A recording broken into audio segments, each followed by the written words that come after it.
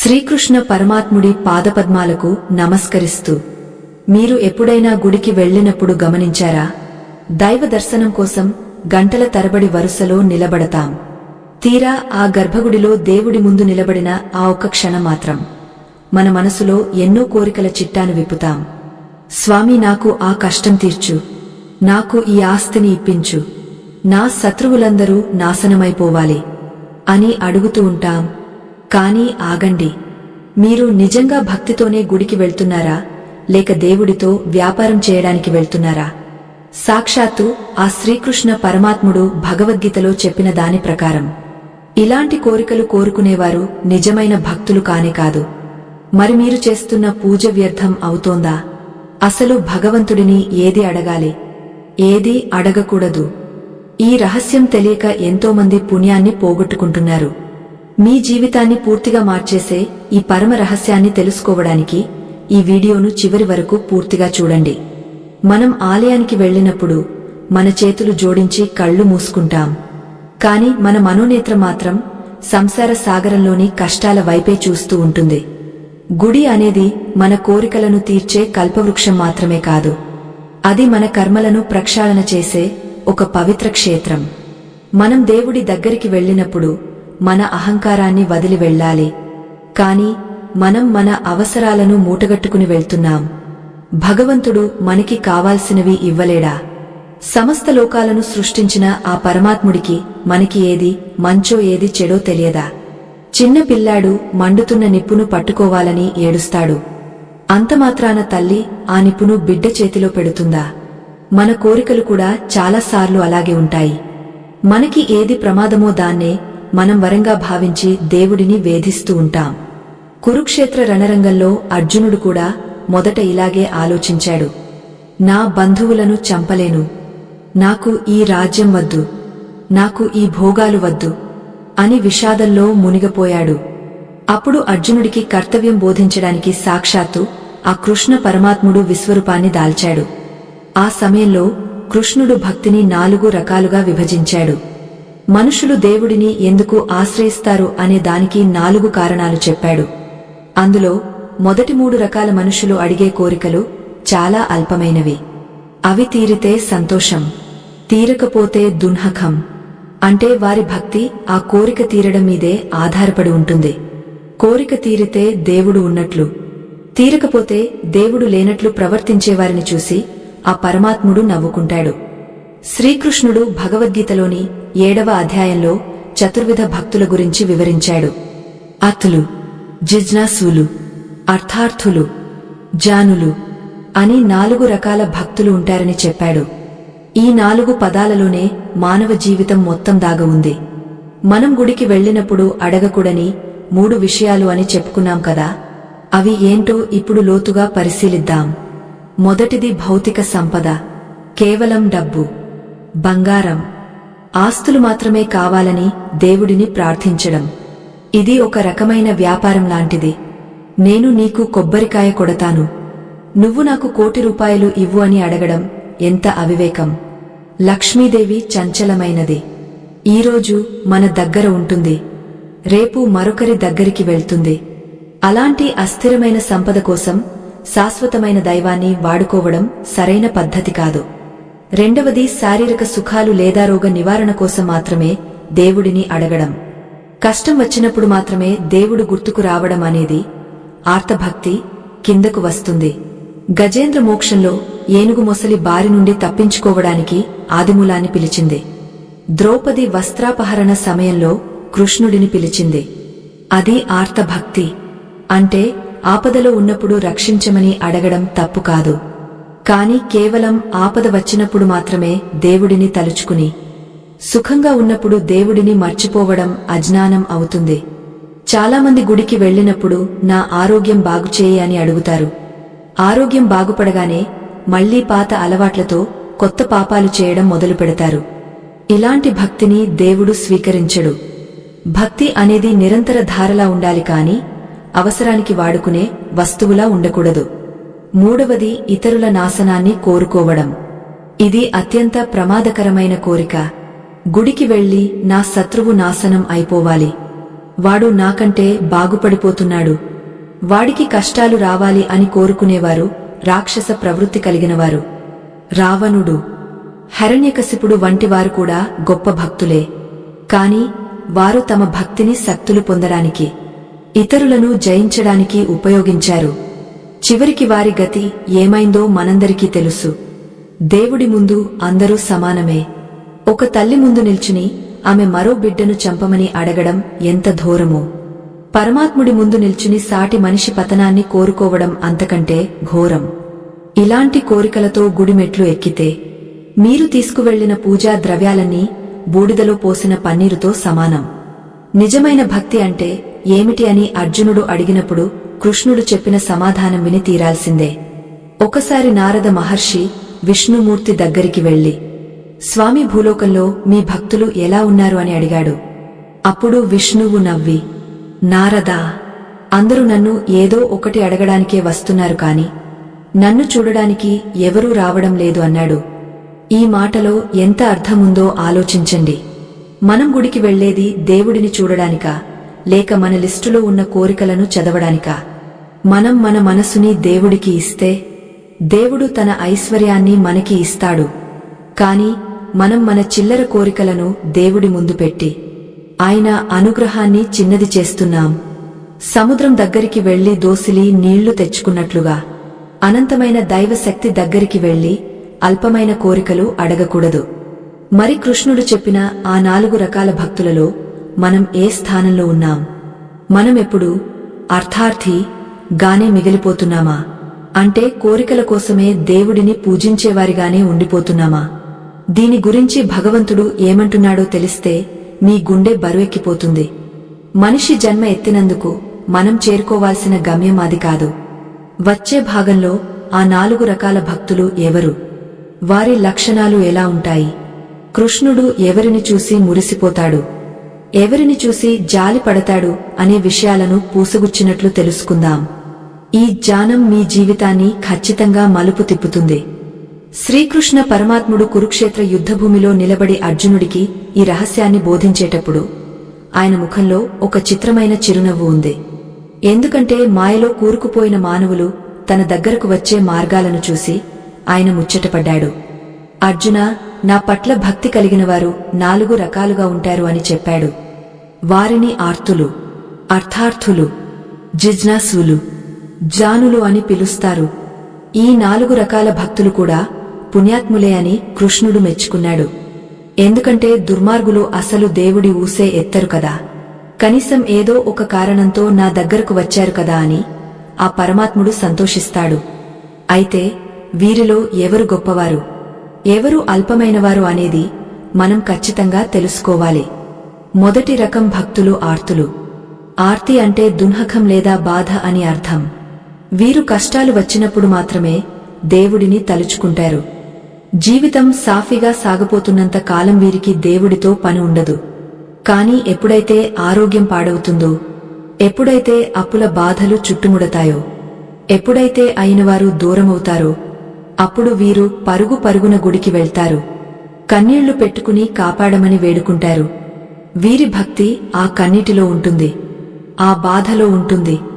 ఆపదలో ఉన్నప్పుడు దేవుడే దిక్కు అని నమ్మడం తప్పు కాదు. గజేంద్రుడు మొసలి నోట చిక్కినప్పుడు ఆదిమూలాన్ని అలాగే పిలిచాడు. ద్రౌపది నిండు సభలో అవమానం జరుగుతున్నప్పుడు కృష్ణుడిని అలాగే పిలిచింది. కాని ఇక్కడ ఒక చిన్న సమస్య ఉంది. ఆర్తుల భక్తి ఆ కష్టం ఉన్నంత వరకే ఉంటుంది. ఒక్కసారి ఆ కష్టం తీరిపోగానే ఆ దేవుడిని మళ్లీ మర్చిపోతారు. రోగం తగ్గగానే డాక్టర్ని మర్చిపోయినట్లుగా కష్టం తీరగానే దేవుడిని మర్చిపోతారు. మళ్లీ సుఖాలలో మునిగపోతారు. మళ్లీ కొత్త కష్టాలు వచ్చేవరకు దేవుడి వైపు కన్నెత్తి కూడా చూడరు. ఇది ఒక రకమైన స్వార్థం. దేవుడిని ఒక పనిముట్టుగా వాడుకోవడం, ఆపద మొక్కులు తీర్చుకోవడం అంటే ఇదే. పని పూర్తవగానే కూలి డబ్బులు ఇచ్చినట్లు, కోరిక తీరగానే మొక్కులు తీర్చేసి దేవుడికి రుణం తీరిపోయింది అనుకుంటారు. కాని ప్రేమలో రుణముంటుందా? తల్లికి ఎవరైనా కూలి డబ్బులు ఇస్తారా? భక్తి అనేది ప్రేమతో ఉండాలి కాని భయంతో ఉండకూడదు. రెండవ రకం భక్తులు అర్థార్థులు. అర్థము అంటే సంపద లేదా వస్తువులు అని అర్థం. వీరికి జీవితంలో కష్టాలు లేకపోవచ్చు, కానీ తీరని కోరికలు ఉంటాయి. నాకు ఉద్యోగం రావాలి, నాకు పదవి కావాలి, నాకు అందమైన భార్య రావాలి, నాకు ఇల్లు కట్టుకోవాలి, ఇలా రకరకాల కోరికల చిట్టాతో దేవుడి దగ్గరకు వెళ్తారు. వీరు దేవుడిని ఎంతగా ప్రేమిస్తారు అంటే ఆ దేవుడు వీరి కోరికలు తీర్చినంత కాలం మాత్రమే ప్రేమిస్తారు. వీరు చేసే పూజలు, వ్రతాలు, యాగాలు అన్నీ కూడా ఆ కోరికలు తీరడం కోసమే. వీరి భక్తి ఒక వ్యాపారం లాంటిది. నేను నీకు 10 కొబ్బరికాయలు కొడతాను, నువ్వు నాకు పాస్ మార్కులు వేయించు అని అడగడం ఎంత అమాయకత్వం. ధ్రువుడు చిన్నప్పుడు తన తండ్రి ఒడిలో కూర్చోవడానికి కూడా నోచుకోలేదు. అప్పుడు తన సవతి తల్లి మాటలకు బాధపడి తన తండ్రి రాజ్యం కంటే గొప్ప రాజ్యం కావాలని అడవికి వెళ్లి తపస్సు చేశాడు. అంటే ధ్రువుడు మొదట అర్థార్థిగానే దేవుడి దగ్గరకు వెళ్లాడు. నాకు రాజ్యం కావాలి అని అడిగాడు. కాని తపస్సు చేసే సమయంలో విష్ణుమూర్తి సాక్షాత్కారం పొందాక ఆ బాలుడి మనస్సు మారిపోయింది. స్వామి, నేను గాజు ముక్కల కోసం వెతుకుతూ వచ్చాను, కాని నాకు దొరికినది దివ్యమైన వజ్రం. నాకు ఇక రాజ్యాలు వద్దు, నువ్వు చాలు అని అన్నాడు. అంటే అర్థార్థిగా మొదలైన ప్రయాణం జానిగా ముగిసింది. కాని మనలో చాలామంది ఆ మొదటి మెట్టు దగ్గరే ఆగపోతున్నాం. కోరికల బురదలోనే కూరుకుపోతున్నాం. మీరు కూడా ఎప్పుడో ఒకప్పుడు ఈ 2 స్థానాల్లో ఉండి ఉంటారు. పరీక్షలు పాస్ చేయించమని దేవుడిని వేడుకున్న రోజులు మీకు గుర్తుండే ఉంటాయి. లేదా ఇంట్లో ఎవరికైనా ఆరోగ్యం బాగోలేనప్పుడు దేవుడి మీద భారం వేసిన రోజులు గుర్తుండే ఉంటాయి. ఆ సమయంలో మీ మనసు ఎంత ఆర్తిగా ఉందో ఆలోచించండి. ఆ సమయంలో మీకు దేవుడు తప్ప వేరే దిక్కు కనిపించలేదు కదా. కృష్ణుడు అంటాడు, అర్జునా, ఇలాంటి వారు కూడా నాకు ఇష్టమే. ఎందుకంటే వారు అన్య దేవతలను ఆశ్రయించకుండా, మనుషులను నమ్ముకోకుండా నన్నే నమ్ముకున్నారు కదా. ఏదో ఒక కోరికతోనే అయినా నా దగ్గరకు వచ్చారు కదా, వారిని నేను ఉద్ధరిస్తాను అంటాడు. ఆ పరమాత్ముడి కరుణ ఎంత గొప్పదో చూడండి. వ్యాపార దృక్పథంతో వచ్చినా సరే ఆయన మనల్ని కౌగిలించుకుంటాడు. కాని అసలు భక్తి ఇక్కడే ఆగపోకూడదు. ఈ 2 రకాల భక్తులు మాయలో ఉంటారు. ఆ మాయ పొరలు తొలగపోవాలి. అప్పుడే 3వ రకం భక్తుడు పుడతాడు. అతనే జిజ్ఞాసువు. జిజ్ఞాస అంటే తెలుసుకోవాలనే కోరిక. వీరు దేవుడిని డబ్బులు అడగరు, కష్టాలు తీర్చమని అడగరు. అసలు నువ్వు ఎవరు అని అడుగుతారు. ఈ ప్రపంచాన్ని ఎందుకు సృష్టించావు అని అడుగుతారు. నేను ఎవరు, నేను చనిపోయాక ఎక్కడికి వెళ్తాను, ఈ జనన మరణ చక్రం ఏమిటి అని సత్యాన్ని వెతుకుతూ ఉంటారు. వీరికి దేవుడి మీద ప్రేమ కంటే సత్యం మీద ఆసక్తి ఎక్కువ ఉంటుంది. వీరు శాస్త్రాలు చదువుతారు, గురువులను ఆశ్రయిస్తారు, నిరంతరం ఆలోచిస్తూ ఉంటారు. పరీక్షిత్తు మహారాజుకి శాపం తగిలి 7 రోజుల్లో చనిపోతావు అని తెలిసినప్పుడు ఆయన తన రాజ్యాన్ని, భార్యాబిడ్డలను వదిలేసి గంగా తీరానికి వెళ్లాడు. అక్కడ సుఖ మహర్షిని పిలిచి, స్వామి, చనిపోయే మనిషి ఏం చేయాలి? దేవుడు అంటే ఎవరు? ఆయన లీలలు ఏమిటి అని అడిగాడు. ఆ ప్రశ్నల ఫలితమే ఈరోజు మనం చెప్పుకుంటున్న భాగవతం. పరీక్షిత్తు అప్పుడు తన ప్రాణాన్ని కాపాడమని అడగలేదు, మృత్యువుని జయించే దానాన్ని అడిగాడు. అందుకే ఆయన జిజ్ఞాసువులలో ఉత్తముడు అయ్యాడు. మనం కూడా గుడికి వెళ్ళినప్పుడు కనీసం ఒక్కసారైనా దేవుడి విగ్రహం వంక చూసి, స్వామి, నువ్వు ఇంత అందంగా ఉన్నావే, నీ అసలు స్వరూపమేంటి అని అడగగలిగితే అప్పుడు మనం జిజ్ఞాసువులం అవుతాం. కాని ఈ 3 రకాల భక్తుల కంటే అత్యంత ఇష్టమైనవాడు, అత్యంత గొప్పవాడు మరొకడు ఉన్నాడు. అతనే జ్ఞాని. కృష్ణుడు ఏమన్నాడంటే, జ్ఞాని నాకు ఆత్మ వంటివాడు అన్నాడు. అంటే జ్ఞాని వేరు, నేను వేరు కాదు, మేమిద్దరం ఒక్కటే అని చెప్పాడు. అంతటి గొప్ప స్థానాన్ని పొందాలంటే ఏం చేయాలి? ఆ జ్ఞాని లక్షణాలు ఎలా ఉంటాయి? అసలు గుడిలో మనం కోరుకోవాల్సిన ఆ ఒక్క వరం ఏమిటి? ఆ వరం కోరుకుంటే మిగతా కోరికలన్నీ వాటంతటా అవే ఎలా తీరుతాయి? ఈ విషయాలు తెలియాలంటే మనం ఇంకొంచెం లోతుగా వెళ్ళాలి. మన మనసులోని మాలిన్యాన్ని కడిగేసే ఆ పరమ పవిత్రమైన జ్ఞానాన్ని వచ్చే భాగంలో వివరంగా తెలుసుకుందాం. జిజ్ఞాసువు అనే భక్తుడు దేవుడి గురించి తెలుసుకోవాలనే ఆరాటంతో ఉంటాడు అని మనం చెప్పుకున్నాం. ఇతను కేవలం పూజలు చేసి ఊరుకోడు. దేవుడి తత్వాన్ని అర్థం చేసుకోవడానికి ప్రయత్నిస్తాడు. విగ్రహంలో ఉన్న దేవుడు నా హృదయంలో కూడా ఉన్నాడా అని ప్రశ్నించుకుంటాడు.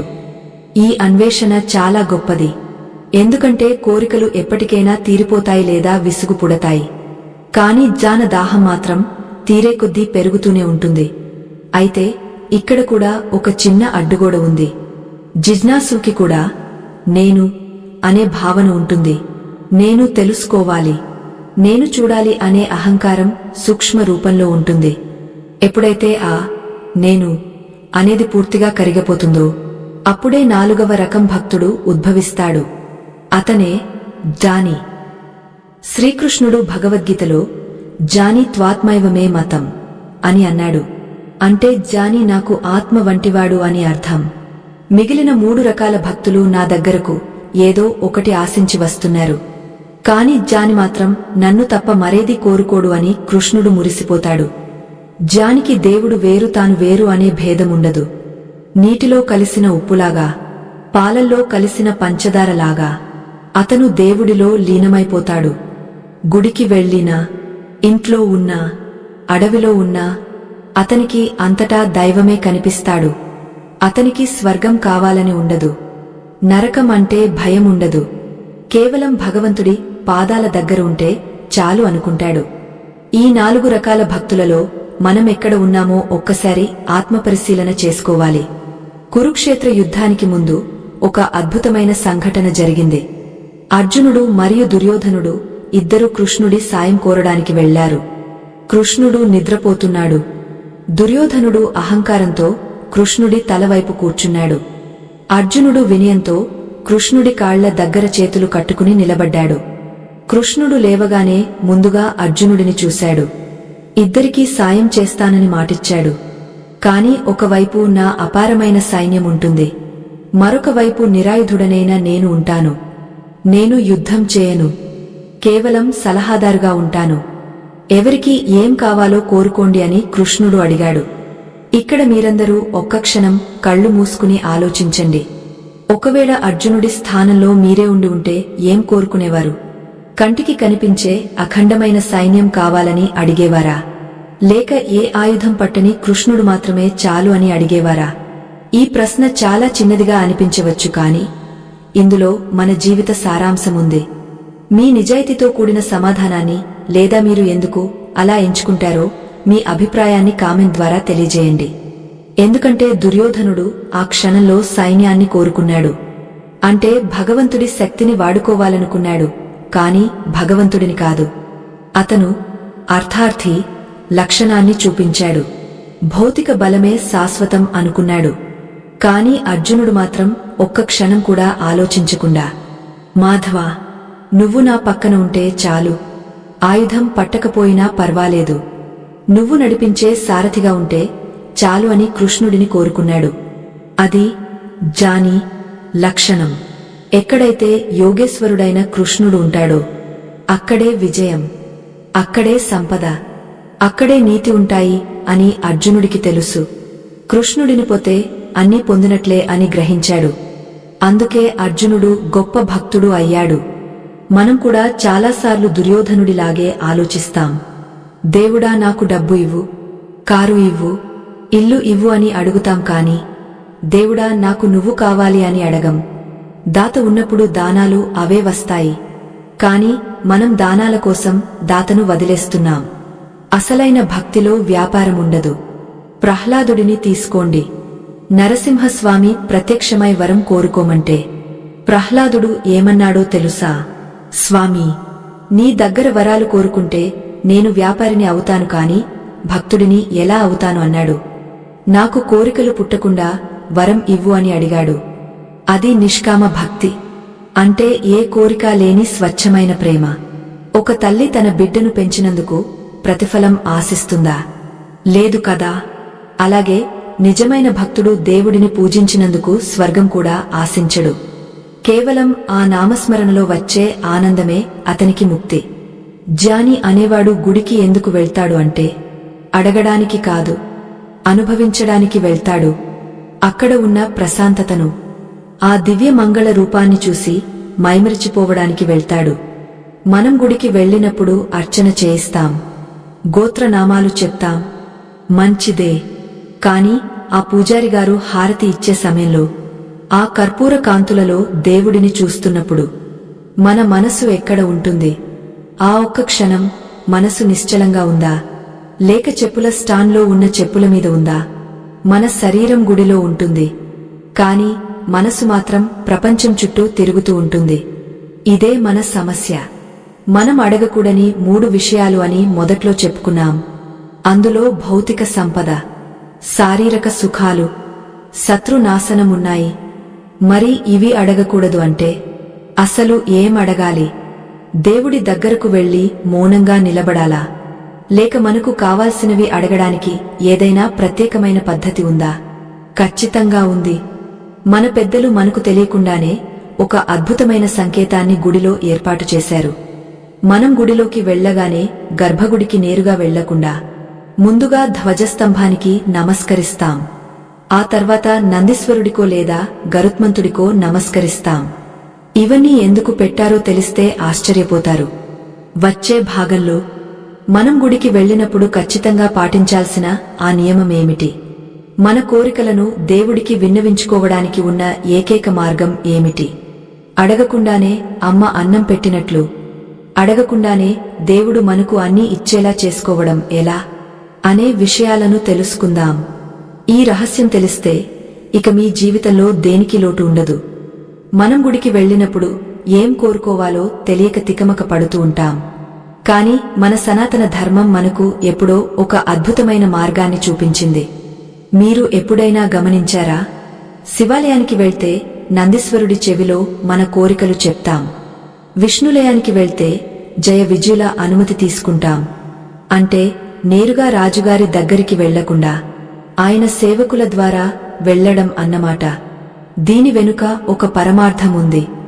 మన అహంకారాన్ని తగ్గించుకుని దాసునిగా మారి దేవుడిని చేరాలని దీని అర్థం. అయితే దేవుడిని అడగాల్సిన అసలైన కోరికలు 3 ఈ 3 కోరికలు గనక మీరు మనస్ఫూర్తిగా కోరుకుంటే ప్రపంచంలోని సంపదలన్నీ మీ కాళ్ల దగ్గరికి వస్తాయి. మొదటిది దానం. స్వామి, నాకు మంచి బుద్ధిని ఇవ్వు, ఏది ధర్మమో ఏది అధర్మమో తెలుసుకునే విచక్షణ ఇవ్వు అని అడగాలి. ఎందుకంటే డబ్బు ఉండి బుద్ధి లేకపోతే ఆ డబ్బు నాశనానికి దారితీస్తుంది. రావణుడికి 8 ఐశ్వర్యాలు ఉన్నాయి, కాని సీతమ్మను అపహరించాలనే దుర్బుద్ధి పుట్టింది. అదే అతని పతనానికి కారణమైంది. అదే విభీషణుడికి సంపద లేకపోయినా ధర్మం వైపు నిలబడే బుద్ధి ఉంది. అందుకే చివరకు లంకాధిపతి అయ్యాడు. అంటే మనం అడగాల్సింది సంపదను కాదు, ఆ సంపదను నిలబెట్టుకునే జ్ఞానాన్ని, వివేకాన్ని అడగాలి. గాయత్రి మంత్రం సారాంశం కూడా ఇదే. ధియో యో నః ప్రచోదయాత్ అంటే నా బుద్ధిని ప్రేరేపించు అని అర్థం. రెండవది వైరాగ్యం. వైరాగ్యం అనగానే సంసారాన్ని వదిలేసి అడవులకు వెళ్లిపోవడం కాదు. వైరాగ్యం అంటే దేనికి అతిగా ఆశపడకపోవడం, ఉన్నదానితో తృప్తి పడడం. సుఖం వచ్చినప్పుడు పొంగపోకుండా, కష్టం వచ్చినప్పుడు కుంగపోకుండా స్థితప్రజ్ఞతతో ఉండడం. స్వామి, నాకు కష్టాలు రాకుండా చూడు అని అడగడం కంటే ఎంత పెద్ద కష్టం వచ్చినా తట్టుకుని నిలబడే గుండె ధైర్యాన్ని ఇవ్వు అని అడగాలి. కష్టాలు రావడం సహజం, అది సృష్టి నియమం. కాని ఆ కష్టాలను ఎదుర్కొనే శక్తిని ఇవ్వమని అడగడమే నిజమైన భక్తి. కుంతిదేవి కృష్ణుడిని ఏం కోరుకుందో తెలుసా? కృష్ణ, నాకు ఎప్పుడూ కష్టాలే వచ్చేలా దీవించు, ఎందుకంటే కష్టాల్లో ఉన్నప్పుడే నువ్వు నాకు ఎక్కువగా గుర్తుకొస్తావు అని అడిగింది. అంతటి వైరాగ్యం మనకు సాధ్యం కాకపోయినా కనీసం కష్టాలను చూసి భయపడని మనసునైనా అడగాలి. మూడవది మరియు అత్యంత ముఖ్యమైనది భక్తి. స్వామి, నాకు నీమీద తప్ప వేరే దేనిమీద ఆశ లేకుండా చేయి. నేను ఏ పని చేసినా అది నీ కోసమే చేసేలా నా మనసుని మార్చు అని అడగాలి. హనుమంతుడిని చూడండి, ఆయనకి అష్టసిద్ధులు ఉన్నాయి, కాని ఆయన రాముడిని ఏనాడూ అధికారం అడగలేదు. కేవలం రామ నామస్మరణలో మునిగిపోయాడు. రామా, నీ పాదసేవ తప్ప నాకు ఏది వద్దు అన్నాడు. అందుకే ఈరోజు రాముడి గుడి ఉన్న ప్రతి చోట హనుమంతుడు ఉంటాడు. రాముడి కంటే ముందే హనుమంతుడికి పూజ జరుగుతుంది. నిస్వార్థ భక్తికి దేవుడు ఇచ్చే స్థానమది. మనం కూడా దేవుడిని ప్రేమించడం నేర్చుకోవాలి. లాభం కోసం కాకుండా కేవలం ప్రేమ కోసం ప్రేమించాలి. మనం అడగకూడని 3 విషయాలు, అడగాల్సిన 3 విషయాలు ఇప్పుడు స్పష్టంగా తెలిసాయి కదా. కాని ఇక్కడ మరొక సందేహం వస్తుంది. మరి మాకు డబ్బు అవసరం లేదా? మాకు కుటుంబం ఉంది, పిల్లలు ఉన్నారు, వారి భవిష్యత్తు మాకు ముఖ్యం కదా. కేవలం జ్ఞానం, భక్తి అని కూర్చుంటే మా పొట్ట ఎలా నిండుతుంది అని మీరు అనుకోవచ్చు. ఇది చాలా సహజమైన ప్రశ్న. దీనికి సమాధానం కూడా భగవద్గీతలోనే ఉంది. కృష్ణుడు యోగక్షేమం వహామ్యహం అని మాటిచ్చాడు. అంటే ఎవరైతే నన్ను అనన్య చింతనతో ఉపాసిస్తారో వారి బాధ్యత నాది, వారి బరువు నాది అని కృష్ణుడు స్వయంగా చెప్పాడు. ఒక చిన్న ఉదాహరణ చెప్తాను. ఒక ధనవంతుడి ఇంట్లో నమ్మకమైన సేవకుడు ఉన్నాడు అనుకోండి. ఆ సేవకుడు తన యజమాని పనిని ఎంతో శ్రద్ధగా, నిజాయితీగా చేస్తూ ఉంటాడు. తన సొంత పనిలా భావించి ఇంటిని చూసుకుంటాడు. అప్పుడు ఆ యజమాని ఆ సేవకుడి కష్టసుఖాలను పట్టించుకోడా? సేవకుడికి అనారోగ్యం వస్తే ఆస్పత్రికి తీసుకువెళ్లడా? సేవకుడి పిల్లల చదువుకి సాయం చేయడా? ఖచ్చితంగా చేస్తాడు కదా. ఒక సామాన్య మానవుడే అంత చేస్తే మరి జగత్తుకే యజమాని అయిన ఆ పరమాత్ముడు తనని నమ్ముకున్న భక్తుడిని గాలికి వదిలేస్తాడా? ఖచ్చితంగా వదిలేయడు. మనం చేయాల్సిందల్లా మన కర్తవ్యాన్ని సక్రమంగా నిర్వర్తించడమే. ఫలితాన్ని దేవుడికి వదిలేయాలి. కాని మనం ఏం చేస్తున్నాం? పనిలో శ్రద్ధ పెట్టకుండా ఫలితం కోసం ఆరాటపడుతున్నాం. పూజ గదిలో కూర్చుని దేవుడిని ప్రార్థించడం ఎంత ముఖ్యమో, ఆఫీసులోనూ పొలంలోనూ మన పనిని దైవకార్యంగా భావించి చేయడం కూడా అంతే ముఖ్యం. కాయకమే కైలాసం అని బసవన్న చెప్పారు. పనియే దైవం. మనం చేసే పనిలో నిజాయితీ ఉంటే ఆ పనే పూజ అవుతుంది. ఒక రైతు పొలంలో చెమటోడ్చి పంట పండిస్తే అది ఒక యజ్ఞంతో సమానం. ఒక డాక్టర్ ప్రాణాన్ని కాపాడితే అది ఒక అర్చనతో సమానం. ఇలా మన నిత్య జీవితంలోని పనులను భక్తితో ముడిపెట్టగలిగితే అప్పుడు మనం ప్రత్యేకంగా దేవుడిని ఏమీ అడగాల్సిన పనిలేదు. అయితే ఈ కలియుగంలో భక్తి మార్గం అంత తేలిక కాదు. చుట్టూ ఉన్న ఆకర్షణలు మనల్ని లాగేస్తూ ఉంటాయి. డబ్బు, పదవి, హోదా అనే మాయలో పడిపోతూ ఉంటాం. ఇలాంటి సమయంలో మనం మన మనసుని ఎలా నిగ్రహించుకోవాలి? అస్థిరమైన ఈ ప్రపంచంలో స్థిరమైన మనశ్శాంతిని ఎలా పొందాలి? దీనికి మన ఋషులు ఒక చిన్న చిట్కా చెప్పారు. అదే శరణాగతి. అంటే పూర్తిగా దేవుడికి లొంగపోవడం. నేను ఏమీ చేయలేను, అంతా నీ దయ అని చేతులెత్తేయడం. ద్రౌపది వస్త్రాపహరణ సమయంలో 2 చేతులు పైకెత్తి హే గోవిందా అని అరిచింది. అప్పుడే అక్షయ వస్త్రం వచ్చింది. మనం కూడా మన అహంకారాన్ని వదిలి శరణాగతి పొందితే దేవుడు మనల్ని ఎలా రక్షిస్తాడో వచ్చే భాగంలో ఒక అద్భుతమైన కథ ద్వారా తెలుసుకుందాం.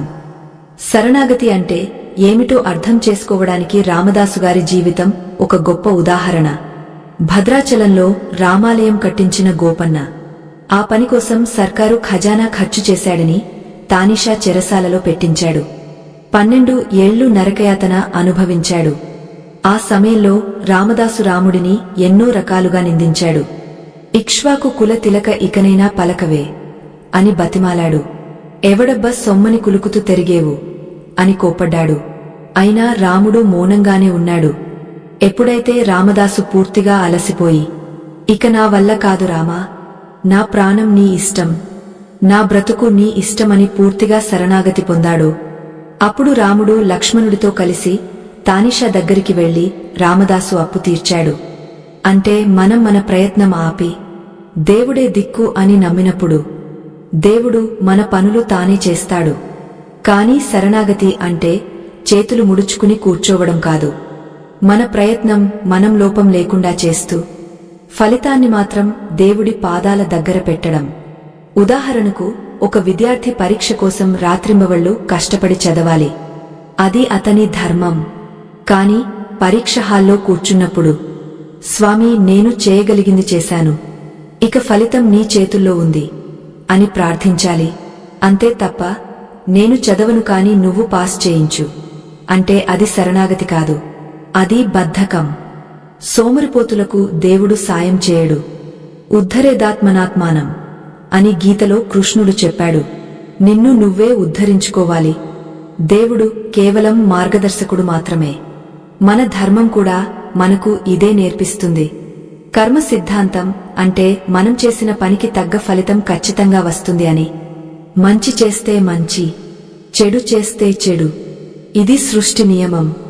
అయితే భక్తి మార్గంలో ఉన్నవారికి ఈ కర్మ ఫలితాల నుండి ఒక మినహాయింపు దొరుకుతుంది. అది ఎలా అంటే, వర్షం పడడం ఆపలేము, కానీ గొడుగు పట్టుకుని తడవకుండా వెళ్ళగలం.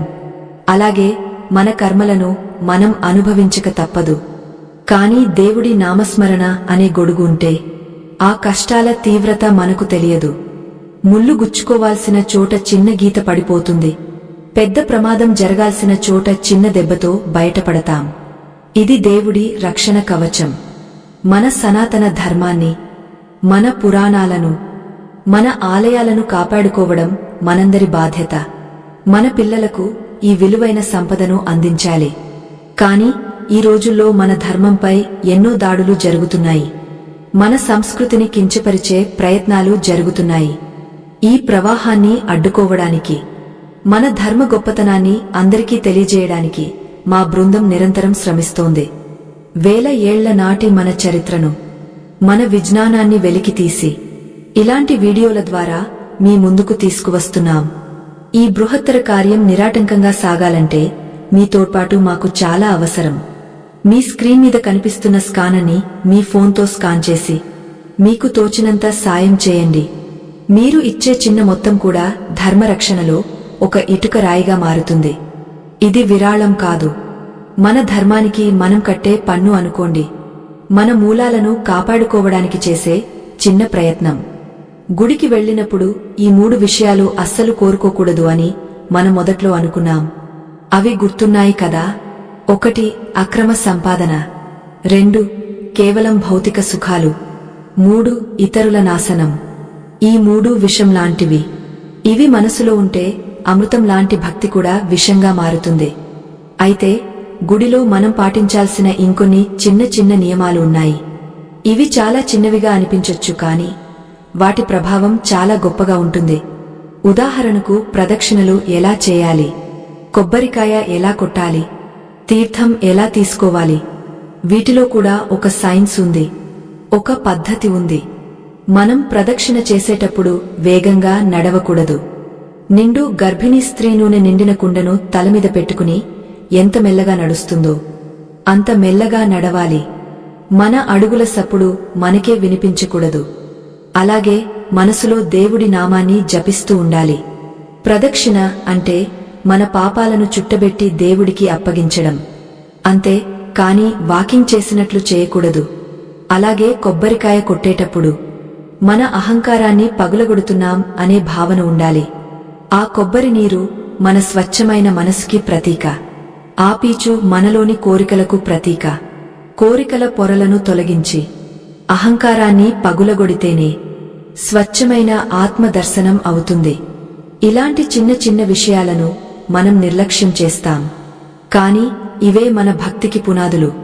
పునాది సరిగ్గా లేకపోతే ఎంత పెద్ద భవనం కట్టినా నిలబడదు. అలాగే నియమాలు పాటించకపోతే ఎంత పూజ చేసినా ఫలితముండదు. మన పూర్వీకులు ఏదీ ఊరికే చెప్పలేదు.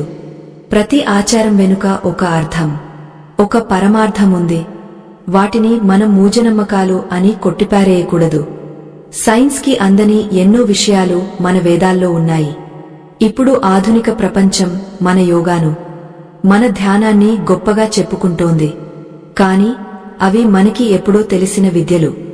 రాబోయే భాగంలో ఒక సామాన్య భక్తుడు కేవలం తన నమ్మకంతో దేవుడిని ఎలా గెలిచాడో చూద్దాం. చదువు రానివాడు, మంత్రాలు తెలియనివాడు కేవలం స్వచ్ఛమైన ప్రేమతో దేవుడిని బంధించాడు.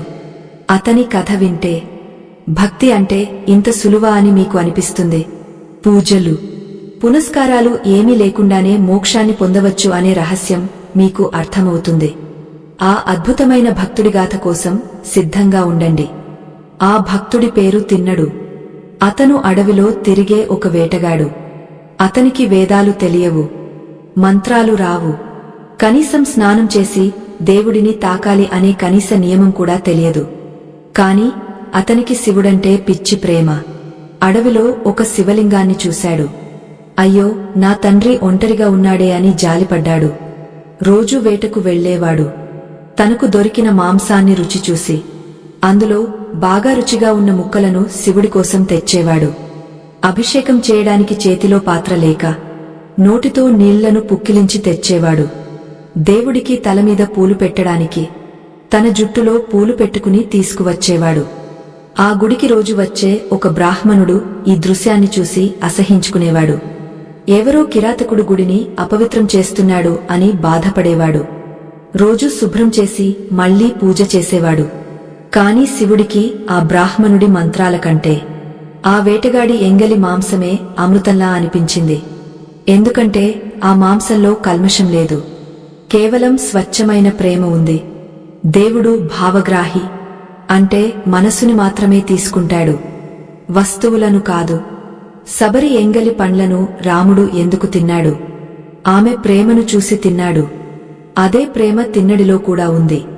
ఒకరోజు శివుడు ఆ బ్రాహ్మణుడికి తిన్నడి భక్తి గొప్పతనాన్ని చూపించాలనుకున్నాడు. బ్రాహ్మణుడు చాటుగా చూస్తుండగా శివలింగం కంటి నుండి రక్తం కారడం మొదలైంది. అది చూసిన తిన్నడు తల్లడిల్లిపోయాడు. అయ్యో, నా తండ్రికి దెబ్బ తగిలిందే అని ఏడ్చాడు. ఆకులతో మందు రాశాడు, తగ్గలేదు. చివరికి ఒక ఆలోచన వచ్చింది.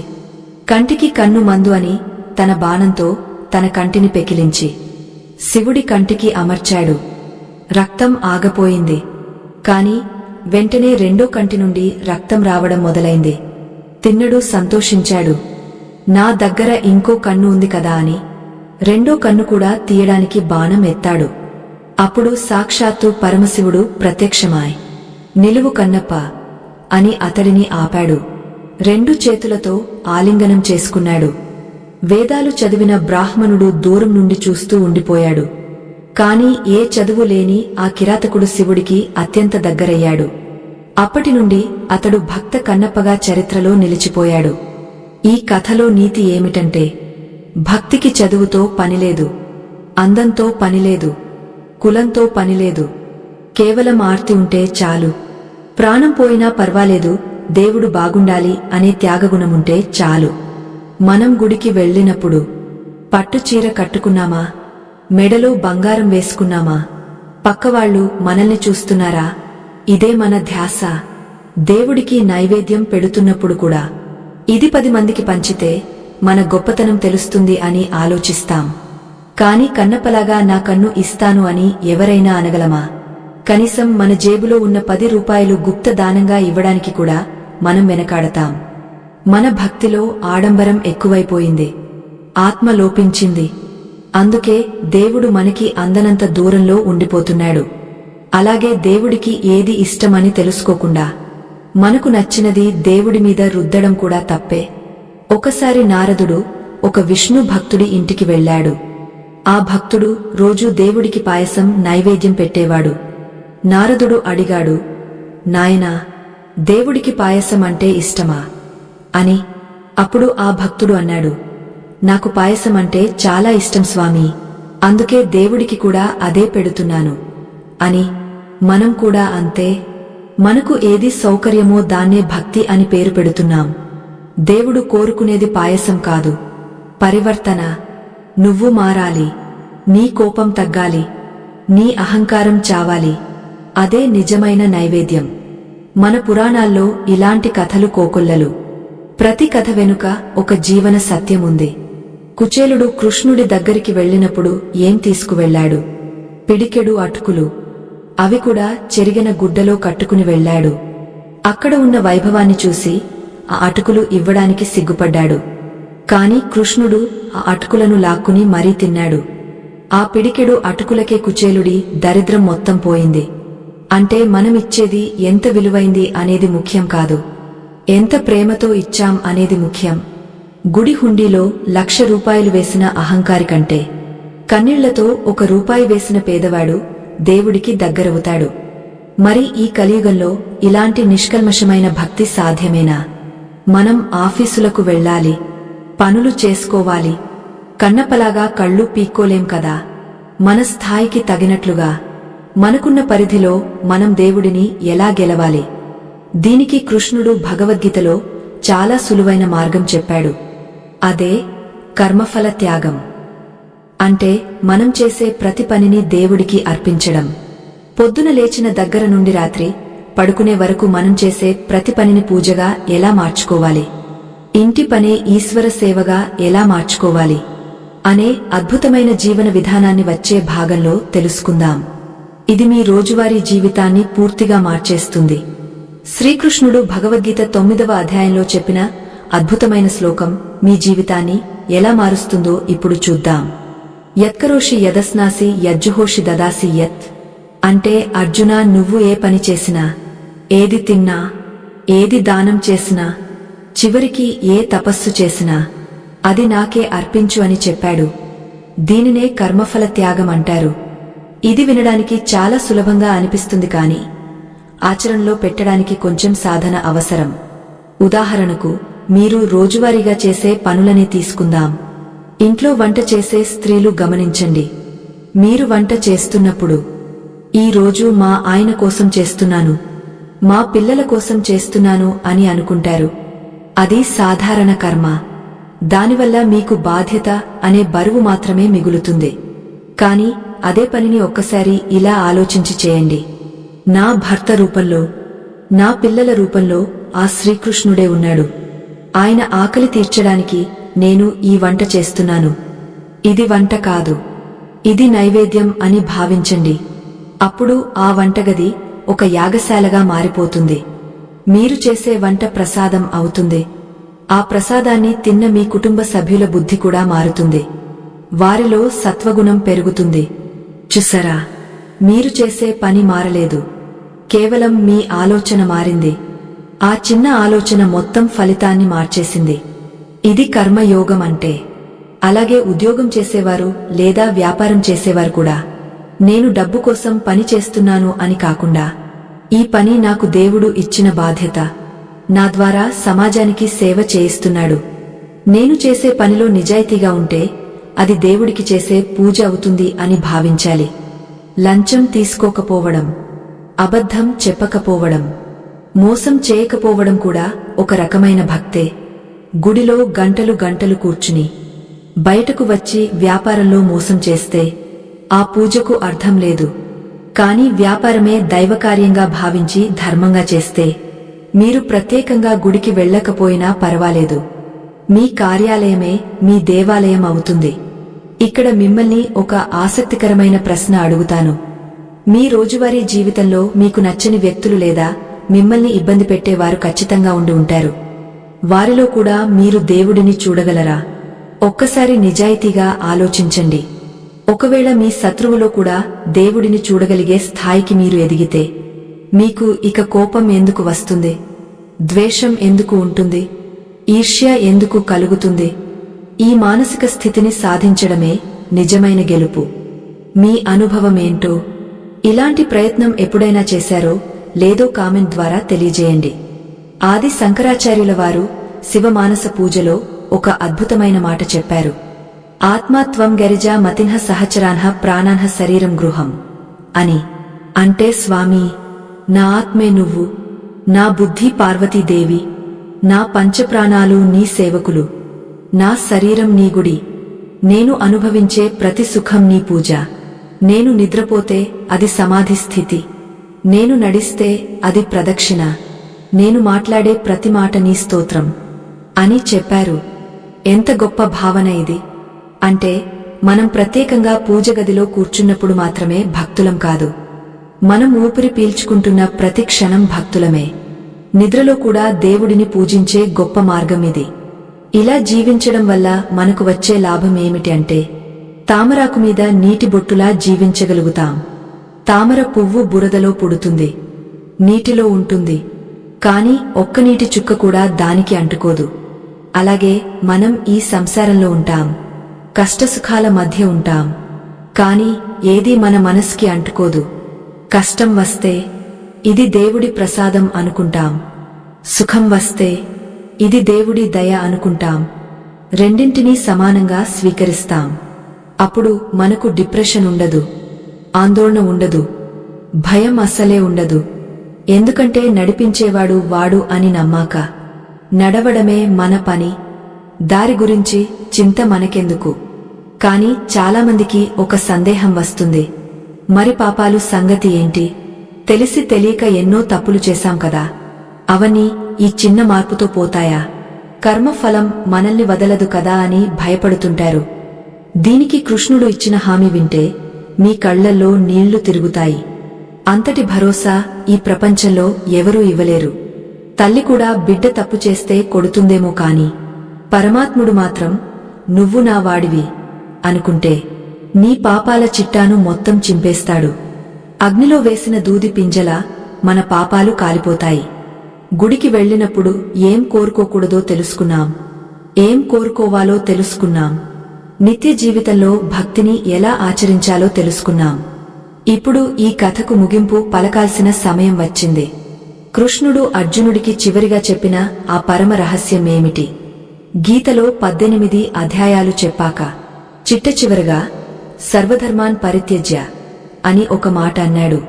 అది ఈ మొత్తం భగవద్గీతకే సారం.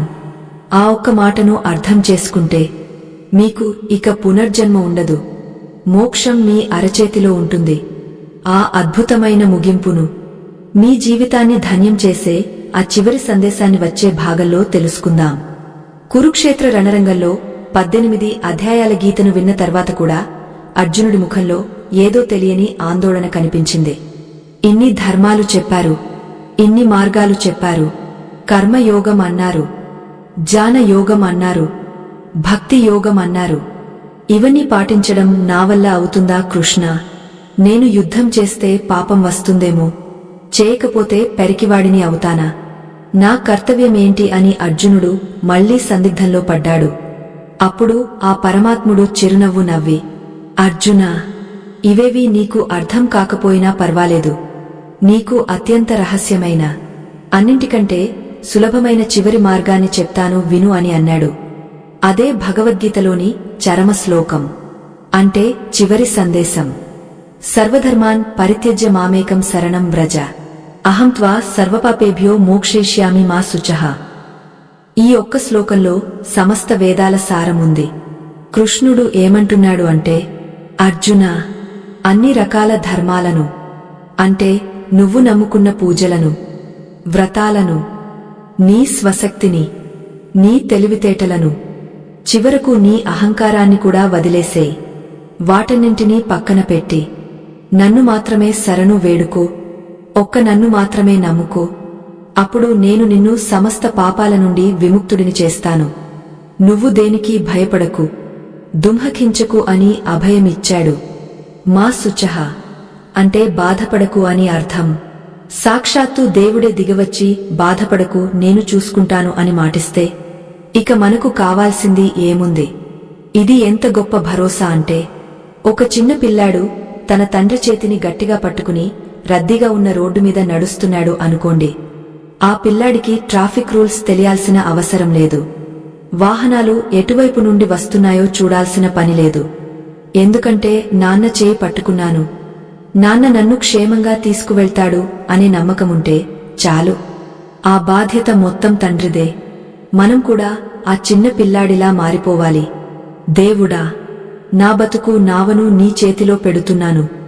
దాన్ని తీరానికి చేరుస్తావో, నడి సముద్రంలో ముంచేస్తావో నీ ఇష్టం. నువ్వు ఏం చేసినా అది నాకు ప్రసాదమే అని నమ్మగలగాలి. అదే నిజమైన శరణాగతి. కాని ఈ రోజుల్లో మనకు ఆ నమ్మకముండటం లేదు. దేవుడిని నమ్ముతాం కాని పూర్తిగా నమ్మం. డాక్టర్ని నమ్మినంతగా, లాయర్ని నమ్మినంతగా దేవుడిని నమ్మలేకపోతున్నాం. గుడికి వెళ్లినా మన జాగ్రత్తలో మనముంటాం. అందుకే మనకు ఫలితాలు రావడం లేదు. రామకృష్ణ పరమహంసగారు చెప్పినట్లు, నీటిలో ఈత కొట్టేవాడు చేతులు కాళ్ళు ఆడిస్తూ కష్టపడాలి. కాని నీటిమీద తేలిపోయే ఎండుటాకుకి ఆ కష్టముండదు. నది ఎటు తీసుకువెళ్తే అటు వెళ్తుంది. మనం కూడా ఆ ఎండుటాకులా మారిపోతే సంసార సాగరాన్ని దాటించడం ఆ దేవుడి బాధ్యత అవుతుంది. మన భారాన్ని దేవుడి మీద వేసే ధైర్యం మనకు ఉండాలి. మన సనాతన ధర్మంలోని ఇలాంటి అద్భుతమైన విషయాలను, మరుగున పడిపోతున్న మన సంస్కృతిని తిరిగి వెలుగులోకి తీసుకురావడానికి మేము చేస్తున్న ఈ చిన్న ప్రయత్నానికి మీరే వెన్నుముక. ఈ జ్ఞాన యజ్ఞం ఆగిపోకుండా సాగాలంటే మీ సహాయం చాలా అవసరం. మీ మొబైల్ స్క్రీన్ మీద కనిపిస్తున్న స్కానర్ని స్కాన్ చేసి మన ధర్మ రక్షణ నిధికి మీకు తోచిన విరాళాన్ని అందించండి.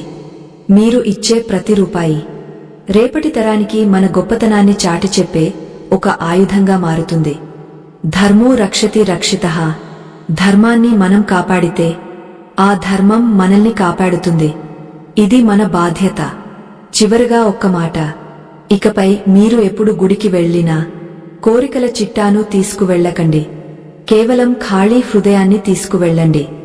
గుడిలో ఉన్న ఆ దైవ శక్తిని అనుభవించండి. కళ్ళు మూసుకుని ఆ నిశ్శబ్దంలో దేవుడితో మాట్లాడండి. స్వామీ, నాకు ఏది మంచో అది నువ్వే ఇవ్వు అని అడగండి. ఎందుకంటే మనకు ఏం కావాలో మనకంటే ఆ దేవుడికే బాగా తెలుసు. మనం అడిగితే చిన్న చిన్న వస్తువులు ఇస్తాడేమో, కాని అడగకుండా వదిలేస్తే తనని తానే ఇస్తాడు. దేవుడే మనవాడు అయ్యాక ఇక ఈ ప్రపంచంలో మనకు దక్కనిది అంటూ ఏది ఉండదు. గుడి అంటే వ్యాపార కేంద్రం కాదు. అది మన ఆత్మను శుభ్రం చేసుకునే స్నానాల గది లాంటిది. బయట ప్రపంచంలో అంటుకున్న దుమ్ము ధూళి అంటే రాగద్వేషాలు, ఈర్ష్య, అసూయలు అన్నీ గుడి బయట వదిలేసి స్వచ్ఛమైన మనసుతో లోపలికి వెళ్ళండి. అప్పుడు ఆ గర్భగుడిలో మీకు కనిపించేది రాతి విగ్రహం కాదు, సాక్షాత్తు మీ అంతరాత్మ స్వరూపమే కనిపిస్తుంది. ఆ దర్శనమే మీకు జన్మరాహిత్యాన్ని ఇస్తుంది. శ్రీకృష్ణుడు చెప్పిన ఆ 4 రకాల భక్తులలో మీరు ఆర్తులుగా మొదలైన, అర్థార్థులుగా మారిన, జిజ్ఞాసులుగా ఎదిగా, చివరకు జ్ఞానులుగా మారి ఆ పరమాత్ముడిలో ఐక్యం కావాలని మనస్ఫూర్తిగా కోరుకుంటున్నాను.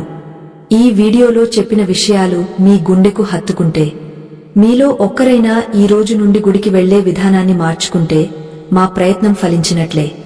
మన పురాణాల్లోని ఇలాంటి మరిన్ని ఆసక్తికరమైన, ఎవరు చెప్పని రహస్యాలతో మరొక అద్భుతమైన వీడియోలో మిమ్మల్ని కలుస్తాను. అంతవరకు ఆ కృష్ణ పరమాత్ముడి ఆశీస్సులు మీ అందరిపై ఉండాలని కోరుకుంటూ, లోకా సమస్తా సుఖినో భవంతు.